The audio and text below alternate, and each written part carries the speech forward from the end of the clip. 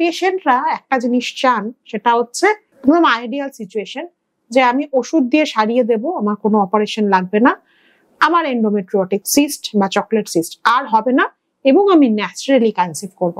বিশ্বাস করুন, কোনো অব্দি এত ভালো এফেক্টিভ ট্রিটমেন্ট বেরোয়নি। আমরা অ্যাট মোস্ট কি করতে পারি, আমরা চেষ্টা করি সেটা হচ্ছে ওষুধ দিয়ে কিছুটা সাপ্রেস করে, কিছুটা পেন ম্যানেজমেন্ট করে, যদি খুব তাড়াতাড়ি কোনো ফার্টিলিটি ট্রিটমেন্টের সাহায্যে তাকে কনসিভ করিয়ে দেওয়া যায়, অর্থাৎ মেবি আইভিএফ। কারণ আইভিএফটা হচ্ছে earliest way to make people pregnant.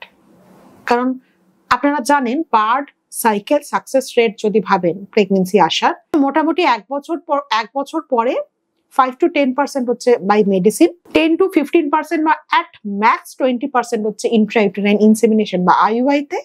R IVF এ যদি ভালো ব্লাস্ট তৈরি হয় তো 60 to 70% বা 80% অব্দি অনেক সময়। এন্ডোমেট্রিওসিসে হয়তো 80% হবে না, টু মাচ বলা হচ্ছে, কারণ বললাম যেটা, এন্ডোমেট্রিওসিসে অলরেডি ও সাইটগুলো অনেকটা ড্যামেজ থাকে।